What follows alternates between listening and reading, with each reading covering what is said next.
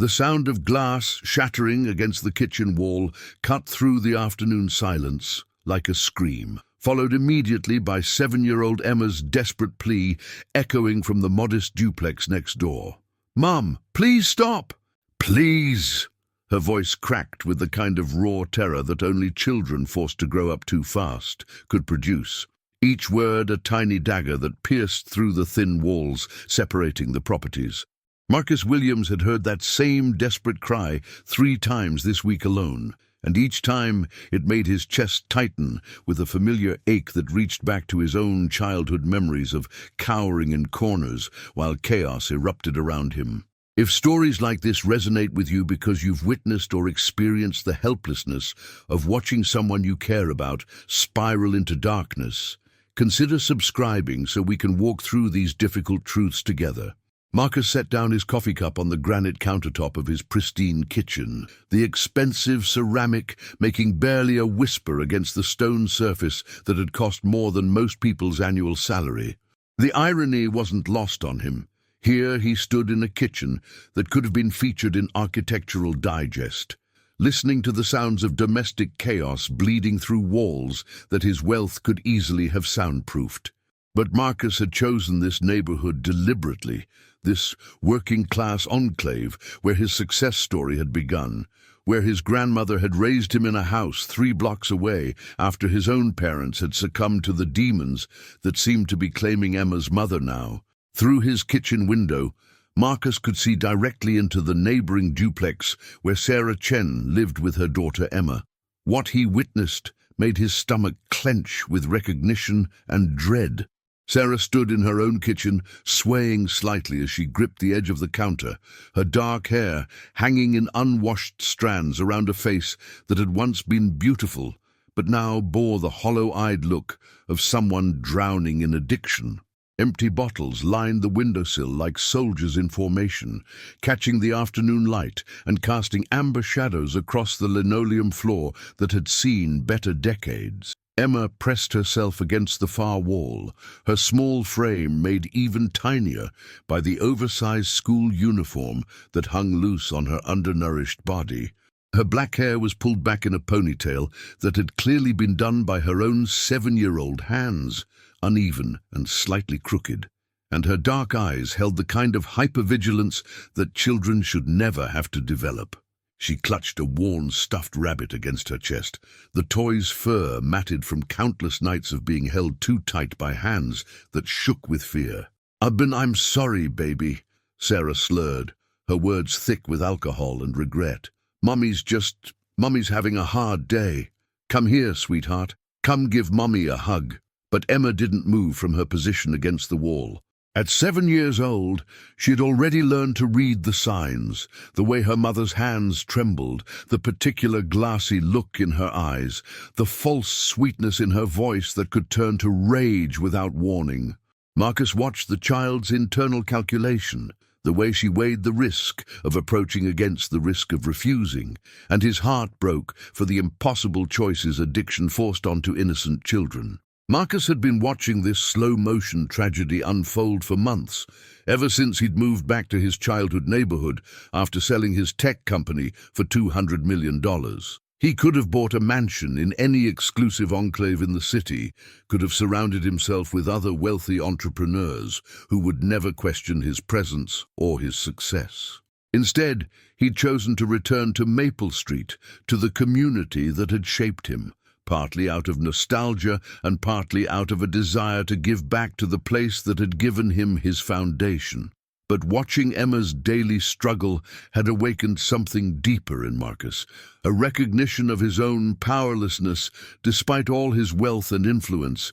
Money could solve many problems, but it couldn't simply reach across a property line and fix a broken family without navigating the complex maze of legal, social, and ethical considerations that protected parental rights even when those rights were being exercised by someone clearly incapable of responsible decision-making. The sound of Emma's bedroom door slamming shut reverberated through both houses, followed by the muffled sound of crying that seemed to seep through the very foundations of the building. Marcus closed his eyes and remembered his own tears, shed in a similar bedroom 30 years ago while his grandmother worked double shifts to keep food on the table, and his parents battled their own demons in treatment centers and jail cells. The cycle of trauma had a way of perpetuating itself across generations, passed down like a poisonous inheritance that children had no choice but to accept. Marcus pulled out his phone and scrolled through his contacts until he found the number for Detective Maria Santos, a childhood friend who now worked in the Family Services Division of the local police department. They had grown up 3 houses apart, had walked to school together every morning until high school, when Marcus's academic achievements had earned him a scholarship to a prestigious prep school across town. Maria had stayed in the neighborhood, had seen it change and evolve, had witnessed the way economic pressures and social decay could transform loving families into cautionary tales. "Maria, it's Marcus," he said when she answered. "I need to talk to you about my neighbor situation again." The little girl next door. Maria's voice carried the weight of someone who had seen too many cases like this, who understood the frustration of watching children suffer while bureaucratic processes moved at glacial speed. "Marcus, you know I've looked into this. We've had wellness checks. We've documented concerns, but unless there's evidence of physical abuse or immediate danger, our hands are tied. The mother hasn't been arrested, hasn't been deemed unfit by a court, and the child is still attending school regularly." "Barely," Marcus replied, watching as Emma's silhouette appeared in her bedroom window, small and hunched, as she sat on what appeared to be a bare mattress on the floor. "Maria, this kid is 7 years old and she's basically raising herself. She walks to school alone, comes home to an empty house half the time, and when her mother is there, she's usually drunk. How is that not considered neglect?" "Because neglect is harder to prove than you might think," Maria said, with the patience of someone who had explained this reality to concerned citizens countless times. "The child is fed, clothed, housed, and educated. Yes, the situation is far from ideal, but unless we can document specific incidents of harm or abandonment, family court won't remove a child from their biological parent. The system is designed to preserve family units whenever possible." Marcus understood the logic, even as it frustrated him beyond measure.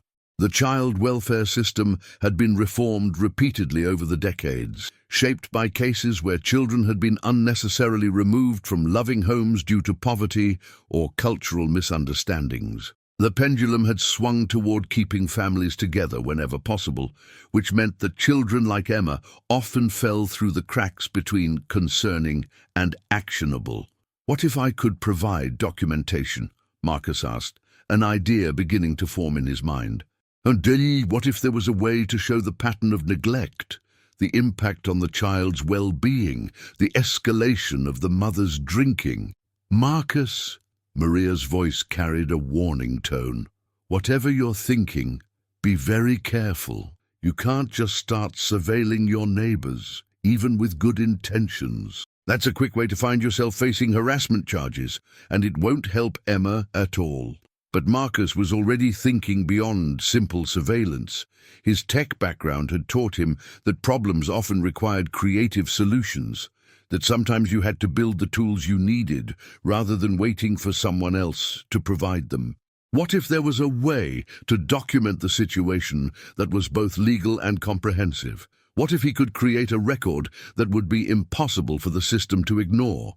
That evening, Marcus sat in his home office, surrounded by the trappings of his success, awards from tech conferences, photos with industry leaders, framed articles about his company's innovative approaches to data analysis. But his focus was entirely on the legal documents spread across his desk, research he'd been conducting into child welfare laws, family court procedures, and the rights of concerned community members to intervene in cases of suspected neglect. The sound of shouting from next door interrupted his research, followed by the crash of something heavy hitting the floor. Marcus moved to his window and saw Emma's bedroom light flick on, then off again quickly, as if the child was trying to make herself invisible. The pattern was becoming familiar. Whenever Sarah's drinking escalated to the point of property damage, Emma would retreat to her room and try to disappear until the storm passed. Marcus made a decision that would change both their lives forever. He picked up his phone and dialed a number he hadn't used in years, reaching out to someone who owed him a significant favor from his business days. Jennifer Walsh had been a family law attorney before Marcus had hired her as his company's general counsel, and she had often spoken about her desire to return to advocacy work once she had achieved financial security. "Jennifer, it's Marcus Williams," he said when she answered. "I need your help with something, and I think it might be exactly the kind of case you've been wanting to take on." 3 hours later, Jennifer sat in Marcus's living room, her laptop open as she took notes while he explained Emma's situation in detail. At 45, Jennifer had the sharp intelligence and compassionate demeanor that had made her one of the most respected family law attorneys in the state before she'd moved into corporate work. Her red hair was streaked with premature gray, a testament to the stress of fighting for children who had no voice in a system designed by and for adults. "This is definitely a complex situation," Jennifer said, reviewing the notes she'd taken. "The challenge is that emotional neglect is much harder to prove than physical abuse, and the courts are reluctant to remove children from their biological parents without clear evidence of immediate danger. But there might be another approach we could take." "What kind of approach?" Marcus asked, leaning forward with interest. "What if we focused on getting the mother help rather than getting the child removed?" Jennifer suggested. "If we could document the addiction issues and present them as a medical problem rather than a moral failing, we might be able to get court-ordered treatment and support services. The goal would be to stabilize the family unit rather than breaking it apart." Marcus felt a spark of hope at the suggestion. He had been so focused on protecting Emma that he hadn't considered the possibility of actually helping Sarah overcome her addiction.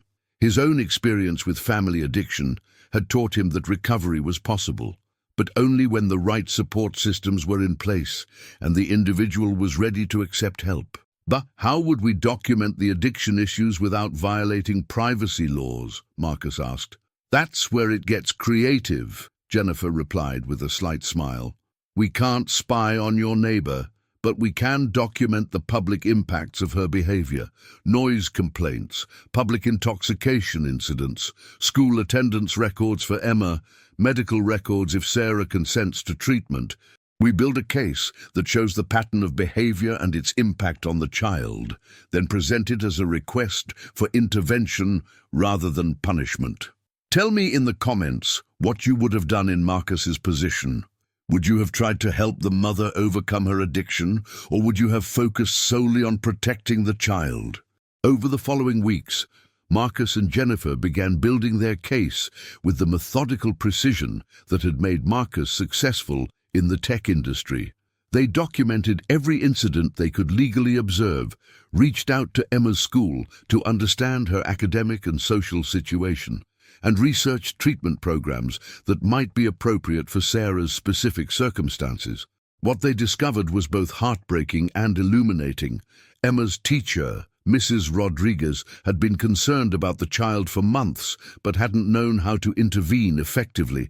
Emma often arrived at school hungry, sometimes fell asleep during lessons, and had begun exhibiting signs of anxiety that were unusual for a 7-year-old. Her academic performance was suffering, not because she lacked intelligence, but because she was too worried about what she might find when she got home to focus on learning. "She's a bright child," Mrs. Rodriguez explained during a meeting at the school, "but she carries the weight of the world on her shoulders. Last week, she asked me if there was a way to make her mommy happy again. It broke my heart because you could see that she blames herself for her mother's problems." The revelation hit Marcus like a physical blow. He remembered asking his grandmother similar questions, wondering if there was something he could do or say that would make his parents want to get clean, that would make them choose him over their addiction. The guilt and responsibility that children of addicts carried was a burden no child should have to bear, yet it was passed down with heartbreaking regularity from one generation to the next. Marcus's research into Sarah's background revealed a story that was tragically common.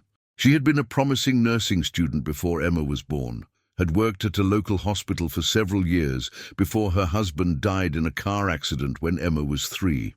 The grief and trauma of sudden widowhood, combined with the stress of single parenthood and financial pressure, had created the perfect storm for addiction to take hold. What had started as prescription pain medication for injuries sustained in the same accident that killed her husband had evolved into alcohol dependency when the pills became too expensive and difficult to obtain. "She's not a bad person," Jennifer observed after reviewing Sarah's history. "She's a person who experienced trauma and didn't have the support systems necessary to process it in a healthy way. That's actually good news for our case because it means she's likely to be receptive to treatment if it's presented as help rather than punishment." The breakthrough came on a Tuesday evening in late October, when the sound of breaking glass from next door was followed by Emma's scream, not the usual cry of fear, but a sharp scream of pain that sent Marcus running toward the adjoining property without thinking about legal boundaries or proper procedures. He found the front door unlocked and Emma sitting on the kitchen floor, blood running from a cut on her arm, where a piece of broken bottle had caught her when she tried to clean up after her mother's latest outburst. Sarah stood frozen in the center of the kitchen, staring at her daughter's injury with the horrified expression of someone suddenly seeing the full impact of their actions. The moment of clarity that addiction sometimes provided was written across her face, the recognition that her disease had finally caused direct harm to the person she loved most in the world. "Oh God, Emma, I'm so sorry," Sarah whispered, her voice breaking as she knelt beside her daughter. "I'm so sorry, baby. Mommy's sick, and I don't know how to get better." Marcus stepped into the kitchen, his presence causing both mother and daughter to look up in surprise. "Let me help," he said simply, pulling out his phone to call for an ambulance while simultaneously texting Jennifer to meet them at the hospital. "Both of you, let me help." The emergency room visit became the catalyst for everything that followed. Emma's cut required 12 stitches, and the injury had to be reported to child services as required by law. But instead of the adversarial process that Marcus had feared, the intervention became an opportunity for Sarah to finally ask for the help she had been too proud and too afraid to seek. "I know I'm not a good mother right now," Sarah told the social worker assigned to their case, her hands shaking as she held Emma close in the hospital bed. "I know my baby deserves better than what I've been giving her. I want to get clean. I want to be the mother she needs, but I don't know how to do it alone." Jennifer had been preparing for this moment, and she presented the social worker with a comprehensive treatment plan that she and Marcus had developed. Instead of foster care for Emma, they proposed a temporary guardianship arrangement that would allow the child to stay with Marcus while Sarah entered an intensive inpatient treatment program. The plan included family therapy, addiction counseling, parenting classes, and a gradual reunification process that would be monitored by the court. "Mr. Williams," the social worker said, reviewing the proposal with obvious surprise, "this is quite an unusual arrangement. You're willing to take temporary custody of a child who isn't related to you, and you're also willing to fund her mother's treatment program." "I am," Marcus replied without hesitation. Because I understand what it's like to grow up in a family affected by addiction, and I understand what it's like to have someone believe in your potential for recovery. Everyone deserves a second chance, and every child deserves to grow up in a safe, stable environment." The legal process took several weeks to navigate, but eventually the court approved the temporary guardianship arrangement. Emma moved into Marcus's guest bedroom, which he had quickly converted into a child-friendly space with help from a decorator who specialized in creating environments for children who had experienced trauma. The room was painted in soft lavender, Emma's favorite color, and filled with books, art supplies, and toys that were chosen specifically to help her process her experiences and develop new coping skills. Sarah entered treatment at a facility that specialized in addiction recovery for parents, a program that focused not just on overcoming substance dependency, but on rebuilding the emotional and practical skills necessary for effective parenting. The program was expensive, but Marcus covered the costs without hesitation, viewing it as an investment in both Sarah's recovery and Emma's future well-being. The first few weeks were challenging for everyone involved. Emma struggled with feelings of guilt and abandonment, convinced that her mother's addiction was somehow her fault and that she had betrayed Sarah by accepting help from Marcus. She had nightmares, difficulty eating, and periods of withdrawal where she would sit silently for hours, clutching her stuffed rabbit and staring out the window toward the duplex where she had lived with her mother. Marcus found himself learning to be a caregiver in ways he had never anticipated. His wealth could provide Emma with material comforts and educational opportunities, but it couldn't erase the trauma she had experienced or instantly create the sense of security she needed to heal. He learned to read her moods, to recognize the signs that she was feeling overwhelmed, and to provide the kind of consistent, patient support that she had never experienced before. "Why are you helping us?" Emma asked one evening, as Marcus helped her with homework at his kitchen table. "You don't even know us." Marcus set down his pen and looked at the serious little girl who had somehow become the center of his world in just a few short weeks. "Because everyone needs someone to believe in them," he said, "and because I think you and your mommy are worth believing in." The transformation in Emma was gradual but unmistakable. With regular meals, consistent sleep schedules, and the security of knowing that the adults in her life were stable and reliable, she began to flourish in ways that revealed the bright, curious child she had always been underneath the anxiety and hypervigilance. Her grades improved dramatically. She made friends at school for the first time, and she began to engage in activities that were appropriate for her age, rather than constantly worrying about adult responsibilities. Sarah's progress in treatment was more complicated, marked by setbacks and breakthroughs that reflected the complex nature of addiction recovery. She had to confront not just her dependency on alcohol, but the underlying grief and trauma that had made drinking seem like the only way to cope with overwhelming pain. The process was difficult and sometimes heartbreaking, but she was motivated by the knowledge that her daughter's future depended on her ability to get well. The supervised visits between Sarah and Emma began after Sarah had been in treatment for 6 weeks. The first meeting was awkward and emotional, with both mother and daughter struggling to navigate their changed relationship. Emma was torn between her love for her mother and her fear of returning to the chaos that had defined their previous life together. Sarah was overwhelmed by guilt and the recognition of how much damage her addiction had caused to the person she loved most. But gradually, with the support of family therapists and the structure provided by the treatment program, their relationship began to heal. Sarah learned new ways to manage stress and emotional pain that didn't involve alcohol, and Emma learned that her mother's addiction was a disease rather than a reflection of her own worth or behavior. The visits became longer and more natural, building toward the eventual goal of reunification. Marcus watched this process unfold with a mixture of hope and protective concern. He had grown deeply attached to Emma during their months together, and the thought of her returning to a potentially unstable situation filled him with anxiety.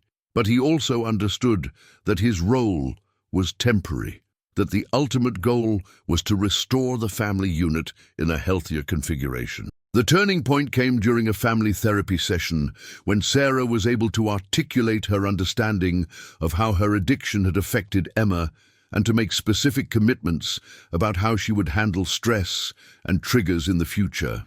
Emma, for her part, was able to express her fears about her mother's recovery and her need for reassurance that she would be safe and cared for. "I'm scared that you'll start drinking again," Emma said, her voice small but clear. "I'm scared that I'll come home and you'll be sad and angry, and I won't know how to help you." Sarah took her daughter's hands and looked directly into her eyes. "Baby, I can't promise that recovery will be easy, because addiction is something I'll have to work on every day for the rest of my life. But I can promise that I have tools now to handle my feelings without drinking, and I can promise that if I ever feel like I might drink, I'll call for help instead of trying to handle it alone. The reunification process began slowly, with Emma spending weekends at the duplex, while continuing to live with Marcus during the week. Sarah had completed her inpatient treatment and was participating in an intensive outpatient program that included regular therapy sessions, support group meetings, and random drug and alcohol testing. The duplex had been cleaned and renovated, transformed from a chaotic environment into a safer, nurturing home appropriate for a child. Marcus struggled with his own emotions during this transition period.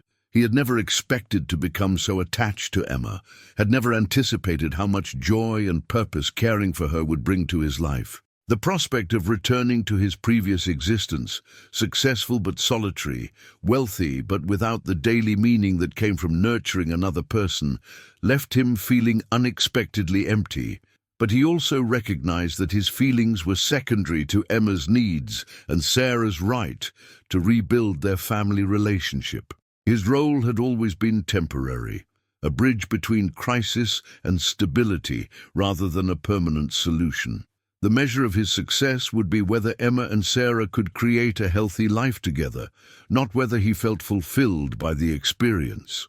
The final transition happened on a warm spring day, exactly 8 months after Emma had first moved in with Marcus. Sarah had been sober for 6 months, had completed her treatment program, and had demonstrated consistent stability in her parenting and her emotional management. Emma had processed much of her trauma through therapy and had developed the confidence to express her needs and concerns directly rather than trying to manage adult problems on her own. "I'm going to miss you," Emma said, as Marcus helped her pack the last of her belongings. "Will you still be my friend when I live with Mommy again?" "Always," Marcus replied, kneeling down to her level. "I'll always be your friend, and I'll always be right next door if you need anything. You're stuck with me now, kiddo."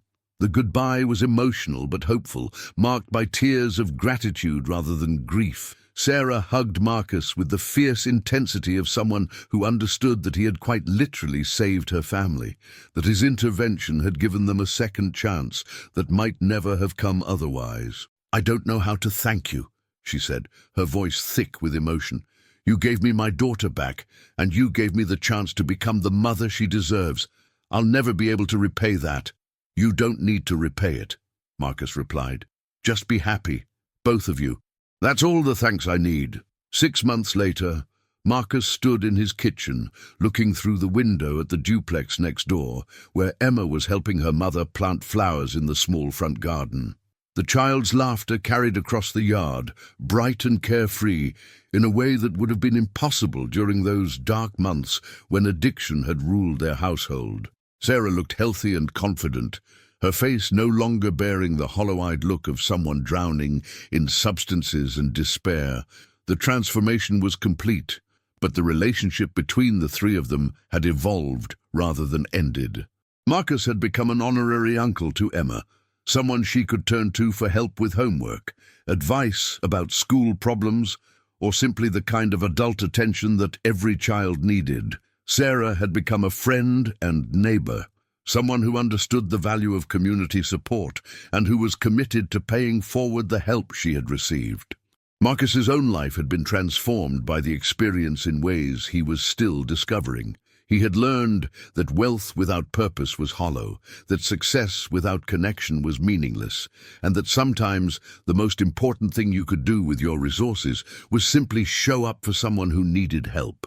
He had also learned that healing was possible, that families could recover from even devastating trauma, and that children were far more resilient than most adults gave them credit for. The sound of Emma calling his name drew his attention back to the present. She was standing at the fence that separated their properties, holding up a drawing she had made for him, a picture of 3 people standing together under a rainbow with the words, "My family," written in careful 7-year-old handwriting across the top. "Do you like it?" she asked, her face bright with pride and affection. "I love it," Marcus replied, and he meant it completely. "It's perfect." If this story of second chances and the power of community support gave you hope that healing is possible even in the darkest circumstances, please like this video and subscribe for more stories that matter. Share this with someone who needs to be reminded that sometimes the most profound changes begin with a single person deciding to care enough to act, and that every child deserves adults who will fight for their safety and happiness.